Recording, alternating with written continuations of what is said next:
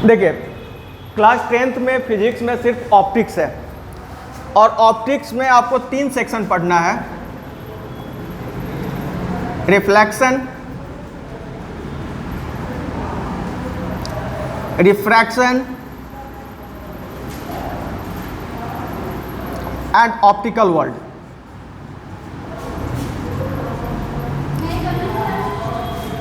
आ जाइए। तो यही 3 सेक्शन हम लोग पढ़ेंगे। कौन कौन सा? रिफ्लेक्शन, रिफ्रैक्शन और ऑप्टिकल वर्ल्ड। अब ऑप्टिकल वर्ल्ड में क्या क्या होगा, तो ऑप्टिकल वर्ल्ड में ह्यूमन आई से रिलेटेड कॉन्सेप्ट आएगा और ह्यूमन आई के बारे में हम लोग सब लोग जानते हैं। जो मेन कंपोनेंट्स हैं क्या क्या है? आइरिस है, कॉर्निया है, पुपिल है, आई लेंस है, ठीक है, सिलियरी मसल्स है, रेटिना है। रेटिना जो कंटेन करता है 2 तरह के सेल। कौन कौन से? रेटिना में कौन कौन से सेल पाए जाते हैं? कोन सेल और रॉड सेल का नाम सुने हो? रॉड सेल किसका सेंसिटिव होता है? डिम लाइट का। और कोन सेल ब्राइट लाइट और कलर का। समझे? वैसे ही रिफ्रैक्शन में हम लोग क्या पढ़ेंगे कि जब लाइट एक मीडियम से दूसरे मीडियम में जाता है तो उसके स्पीड पे क्या इफेक्ट पड़ता है। और बेसिक रिफ्लेक्शन जो हम लोग शुरू से पढ़ते आ रहे हैं कि रिफ्लेक्शन में क्या कहता है कि when a light strikes any surface, when a light strikes any surface, it will reflect, या कह सकते हैं the bouncing back of light when it strikes with any surface। जब ये किसी सरफेस पे स्ट्राइक करेगा तो क्या करेगा? रिफ्लेक्ट करेगा। And we are able to see any object just because of the reflection. हम लोग किसी भी ऑब्जेक्ट को इसलिए देख पा रहे हैं कि ये बोर्ड है, ये बेंच है, ये आप लोग बैठे हैं या आप हमको देख पा रहे हैं सिर्फ रिफ्लेक्शन के कारण। और हर एक ऑब्जेक्ट जो होता है लाइट को क्या करता है? रिफ्लेक्ट करता है। समझ गया? तो बेसिक अगर समझे तो हम लोग स्टार्टिंग में क्या पढ़े थे? लाइट क्या है? सोर्स ऑफ एनर्जी है। सोर्स ऑफ एनर्जी है जो प्रोड्यूस क्या करता है? सेंसेशन ऑफ साइट को। उसके बाद हमने क्या पढ़ा था? लाइट किस लाइन में ट्रेवल करता है? तो स्ट्रेट। लाइट हमेशा स्ट्रेट लाइन में ट्रेवल करेगा। समझ गए? अब कहिएगा कि सर रिफ्लेक्शन में तो बेंड कर जाता है। तो बच्चा बेंड भी करता है तो टकरा के उसका जो एंगुलर बेंड होता है क्या होता है? लेकिन बेंड करने के बाद भी उसका जो ट्रेवल पॉइंट होता है वो स्ट्रेट लाइन ही होता है। समझ गए? उसके बाद हम लोगों ने पढ़ा था सोर्स ऑफ लाइट में। तो 2 तरह के सोर्स ऑफ लाइट हमने पढ़ा था। कौन कौन से? मैन मेड और नेचुरल। तो नेचुरल में कौन सा कंसीडर किया गया था? सन और स्टार्स। मून नहीं है। मून हमको दिखता है because of light reflected from the sun. Sun के लाइट के कारण मून को हम देख पाते हैं, अदरवाइज हम नहीं देख सकते हैं। ठीक है? उसके बाद मैन मेड सोर्स में हमने क्या पढ़ा था? Electric bulb, lamp, candle. ठीक है? वैसे ही हमने 2 सोर्स ऑब्जेक्ट पढ़ा था, एक ल्यूमिनस ऑब्जेक्ट और non luminous object. Luminous object क्या था? बच्चा कोई भी ऑब्जेक्ट, दुनिया में कोई भी ऑब्जेक्ट जो खुद का लाइट जनरेट करता हो वो क्या कहलाएगा? Luminous object. जैसे एक जुगनू होता है, कीड़ा, देखे होइएगा, ठीक है, वो भी लाइट क्या करता है? इमिट करता है। तो हर एक जगह से लाइट इमिशन होता है, चाहे वो उसका खुद का हो, चाहे वो किसी और से लाइट आ रहा हो उसको रिफ्लेक्ट कर दे। ठीक है? तो रिफ्लेक्शन में हम लोग एक बेसिक कॉन्सेप्ट समझ लेते हैं, जो नए बच्चे हैं उनके लिए।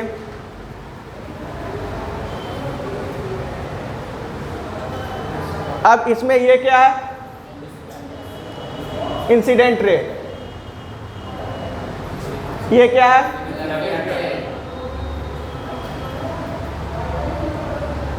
ये क्या है?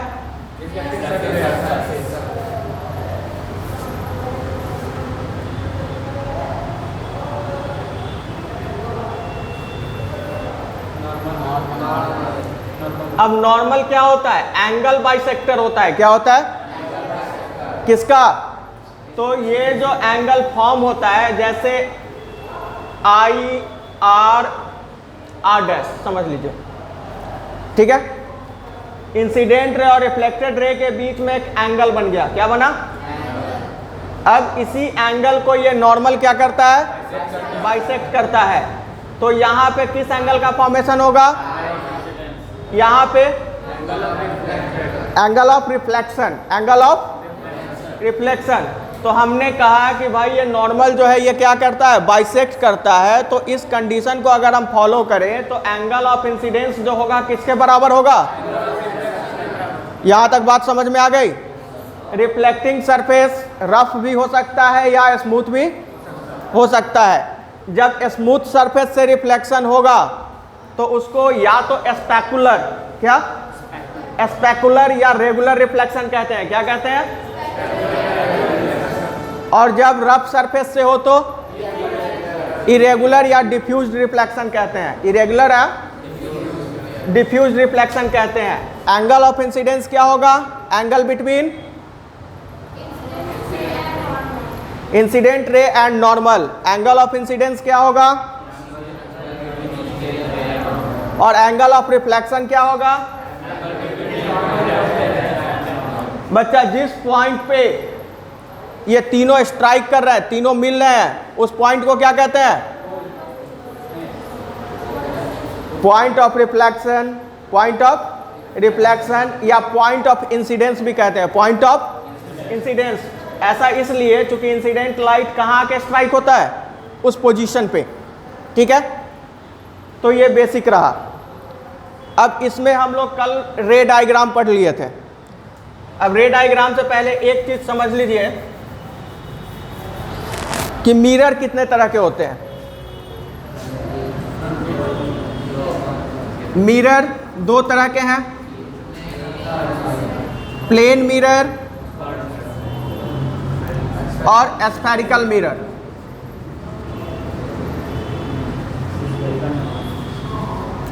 अब स्फेरिकल मिरर को भी 2 पार्ट्स में डिवाइड किया गया।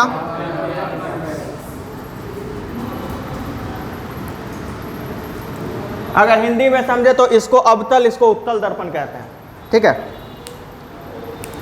तो खैर वो तो आपके बस का बात नहीं है हिंदी में इसको याद रखना। तो स्फेरिकल मिरर 2 पार्ट में है। अब स्फेरिकल मिरर में देखिए कि अगर हम एक स्फीयर को फॉर्म करें, ठीक है, तो स्फीयर का एक पार्ट क्या होगा, अगर हम इसको बीच से यहाँ से काट दें इसके सेंटर से, तो एक टाइम इनर रिफ्लेक्टिंग सरफेस होगा, एक टाइम, तो ये जो पार्ट होगा ये कनकेव, ये पार्ट जो होगा वो कन्वेक्स मिरर होगा। अब प्लेन मिरर में क्या होता है कि जैसे समझिए कि ये प्लेन मिरर है, ठीक है, और ये कोई सरफेस है, यहाँ पे इस लड़के को हमने खड़ा कर दिया, तो इसका इमेज कहाँ बनेगा,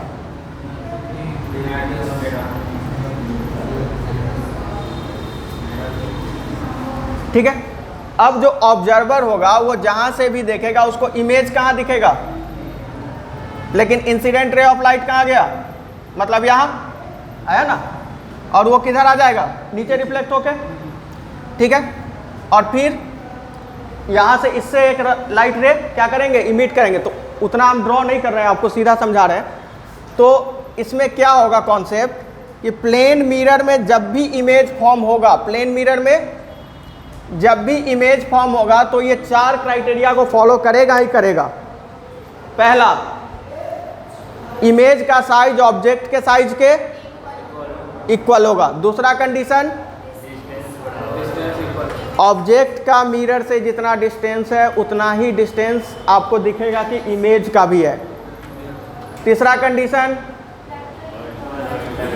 लैटरली इन्वर्टेड होगा। लैटरली इन्वर्टेड का मतलब होता है कि जब भी आप आईना के सामने खड़े होते हैं तो आपके बॉडी का लेफ्ट पार्ट आपको राइट जैसा अपीयर होता है और राइट पार्ट लेफ्ट अपीयर्स होता है। तो क्या कहते हैं, lateral inversion is a property of reflection. Lateral inversion is a property of reflection in which left appears right and right appears left. यहाँ तक क्लियर।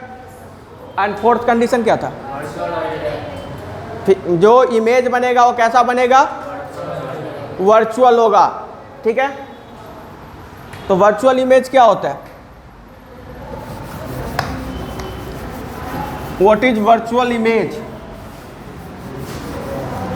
बच्चा वो इमेज जो स्क्रीन पे फॉर्म नहीं होगा, वो इमेज जो स्क्रीन पे फॉर्म नहीं होगा वो क्या कहलाएगा? Virtual image. ठीक है। उसके बाद हम लोग क्या पढ़े थे? रे डायग्राम। पहला कंडीशन हमने क्या पढ़ा था कि जब भी अगर हम कॉन्केव मिरर का यूज करें,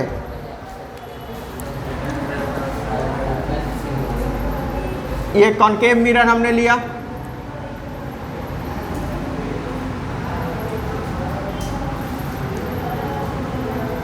ये क्या है इसका?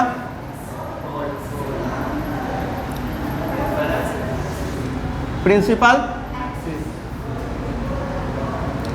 ये क्या है? Focus, centre of curvature.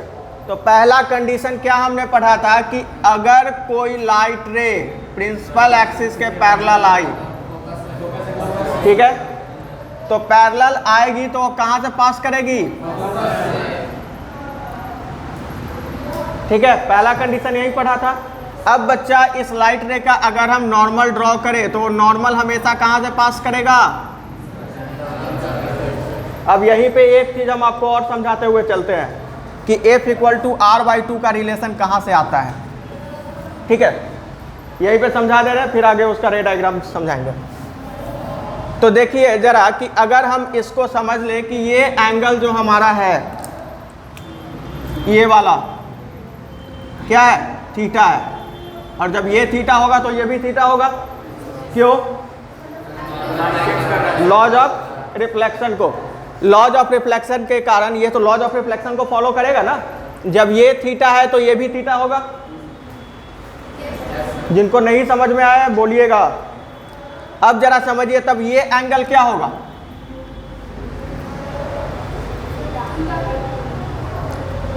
इसको थीटा हम क्यों लिखेंगे? Why we should write here theta?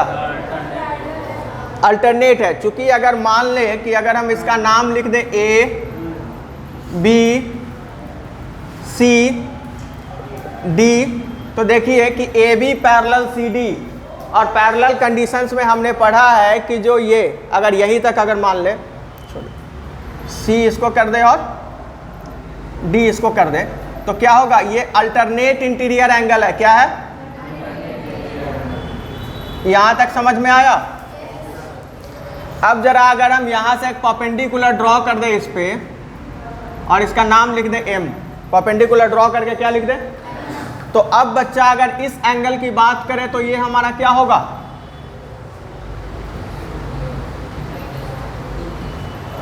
To theta होगा। क्यों? हमने मैथ्स में एक रूल पढ़ा है कि an exterior angle of a triangle is equal to sum of two opposite interior angles. यहां तक समझ गया?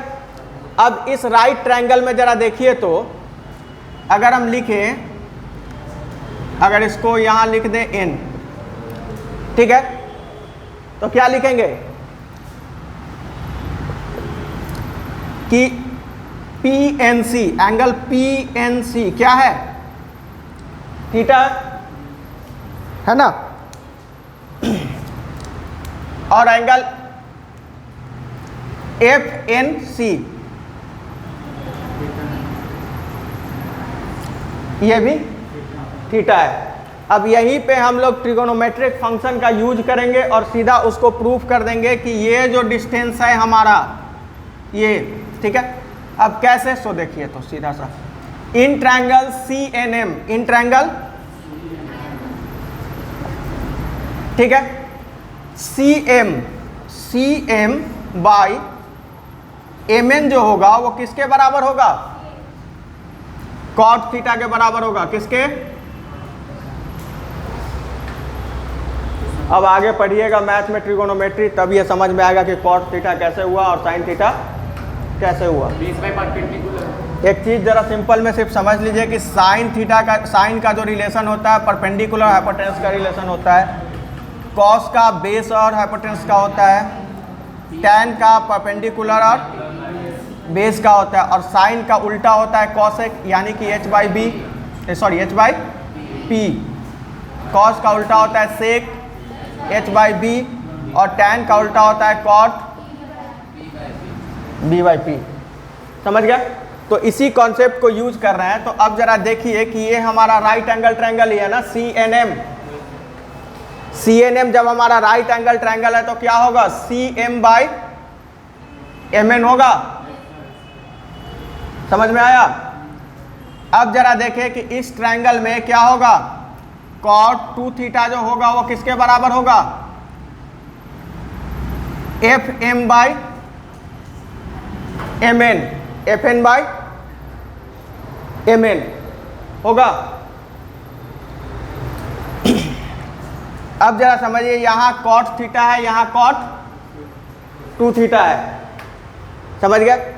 तो अब इसी दोनों को जब हम एक्सप्लेन करेंगे, ठीक है, तो यहां से हमारा फॉर्म हो जाएगा F जो है R/2 के बराबर, जो हम लोग फर्दर आगे क्लास में इसको प्रूफ करेंगे।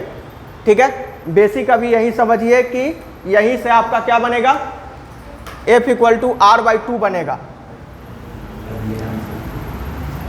अब इसका दूसरा कंडीशन समझिए, क्योंकि रे डायग्राम समझा रहे थे इसलिए इसको थोड़ा सा इलाबोरेट कर दिए। दूसरा कंडीशन हमको क्या कहा कनकेव मिरर में,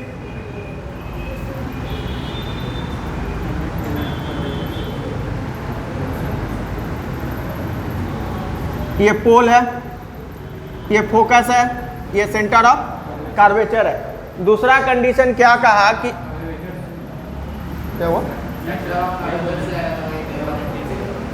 हाँ वही, अरे किसी को ड्रॉ कर रहे थे।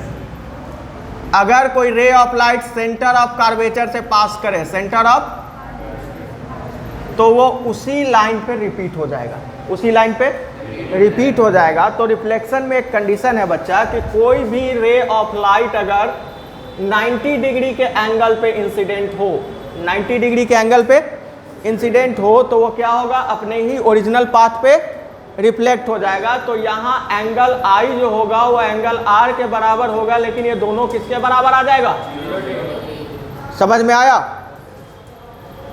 तो सेम वही कंडीशन है। तो हम लोग शुरू से पढ़ते आ रहे हैं, 8 से शायद पढ़ रहे होंगे आप लोग सर्कल में, कि सेंटर से अगर हम कहीं भी लाइन को ड्रॉ करते हैं तो हमेशा क्या होता है, अरे सेंटर से कहीं भी लाइन को हमेशा परपेंडिकुलर होता है, और रेडियस से हमको क्या लेना देना है, ठीक है, रेडियस का हमको क्या करना है, वहाँ पे हम कौन सा मैथ पढ़ा रहे हैं। ये समझ गया कंडीशन, कि अगर कोई रे ऑफ लाइट हमारा सेंटर ऑफ कर्वेचर से इंसिडेंट करेगा कनकेव मिरर के सरफेस पे, in that condition it will reflect on its original path. Now the next one is कि if a ray of light passes through focus, so it will, अब यहां भी अगर हम ड्रॉ करें नॉर्मल तो कैसे ड्रॉ होगा, समझ गए? तो अगर कोई रे ऑफ लाइट फोकस से पास करेगा तो वो पैरेलल चला जाएगा प्रिंसिपल एक्सिस के। कहां चला जाएगा, पैरेलल जाएगा प्रिंसिपल एक्सिस के। क्लियर? नाउ द लास्ट रे डायग्राम इज व्हाट,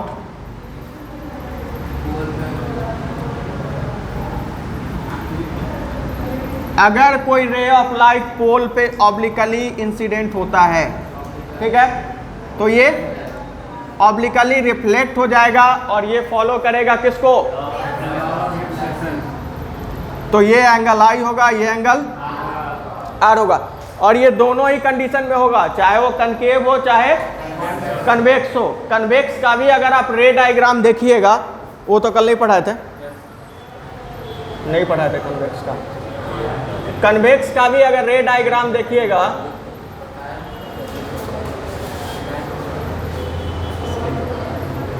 तो यही है ना। अब इसमें जो फोकस होता है किधर होता है, मिरर के, और ये है हमारा सेंटर ऑफ कर्वेचर। तो अब इसमें भी जो रे ऑफ लाइट जाएगा पैरेलल अगर प्रिंसिपल एक्सिस के, तो क्या होगा, हम लोग यहीं से पहले ड्रॉ कर लेते हैं। तो ये किस डायरेक्शन में रिफ्लेक्ट हो जाएगा, ठीक है। तो इसको जब हम प्रोड्यूस करेंगे, एक इमेजिनरी लाइन ड्रॉ करेंगे, तो ये फोकस पे जाके स्ट्राइक होगा। किधर होगा? दूसरा कंडीशन क्या था बच्चा?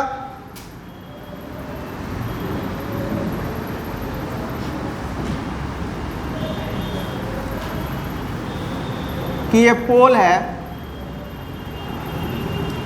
फोकस है, सेंटर ऑफ कर्वेचर है। अगर कोई रे ऑफ लाइट फोकस की ओर आए, फोकस की ओर आए, तो वो किधर चली जाएगी? पैरेलल चली जाएगी प्रिंसिपल एक्सिस के, पैरेलल चली जाएगी। नेक्स्ट कंडीशन कहता है कि अगर कोई ray of light towards the centre of curvature है, तो ये इसी पाथ पे रिटर्न हो जाएगा, और इसमें भी अगर कोई रे ऑफ लाइट ऑब्लिकली पोल पे आए, तो वो ऑब्लिकली रिफ्लेक्ट होगा और लॉज ऑफ रिफ्लेक्शन को फॉलो करेगा। यही रे डायग्राम था आपको कनकेव और कन्वेक्स मिरर का, जिसको आप लोग स्फेरिकल मिरर पे कहते हैं। अब दोनों क्या है? कनकेव मिरर क्या है? It is a part of spherical mirror whose inner surface is a reflecting part. Convex क्या है? It is a part of spherical mirror whose outer surface is a reflecting part.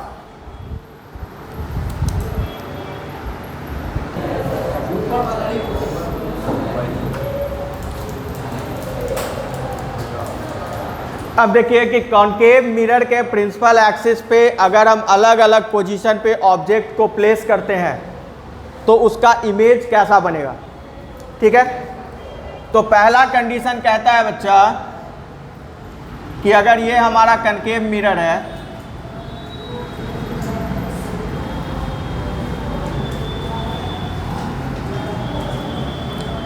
पोल है, focus, centre of curvature, तो कहता है कि अगर object हमारा position of object जो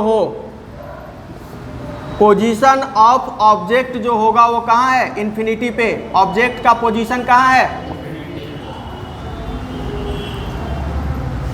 तो अगर ऑब्जेक्ट का पोजीशन इन्फिनिटी पे है, तो कहाँ से इमेज बनाएगा?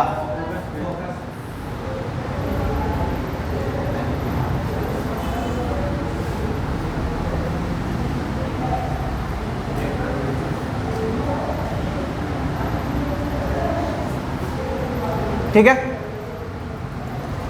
अगर ऑब्जेक्ट का पोजीशन कहाँ पे है? इन्फिनिटी पे है, तो इमेज कहाँ बनेगा? पोजीशन ऑफ इमेज क्या होगा? फोकस होगा। नेचर ऑफ इमेज क्या होगा?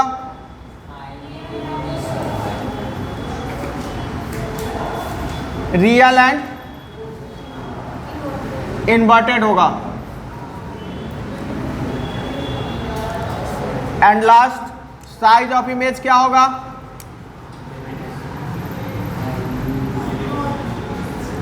पॉइंट साइज होगा। पॉइंट साइज, या इसको कहते हैं हम लोग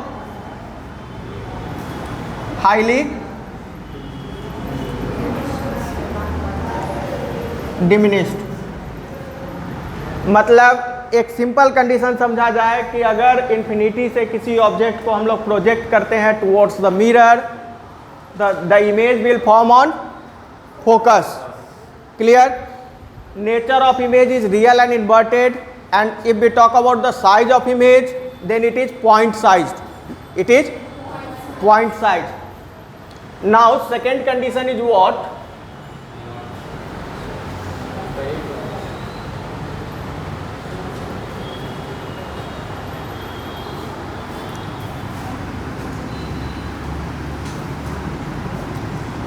This is pole, this one is focus, this one is center of curvature. If we project an object just beyond the center of curvature, where it will form the image? It will go parallel to principal axis. Clear? And come this side. And another ray of light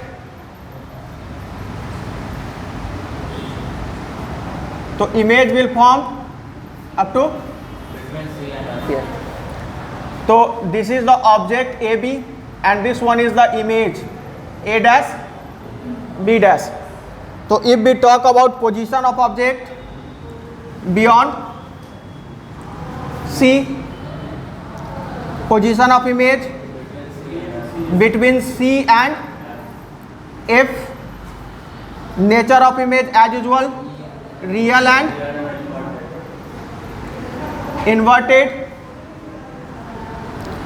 and size of image smaller than object, or we can use here only diminished. We can use here only diminished. Clear?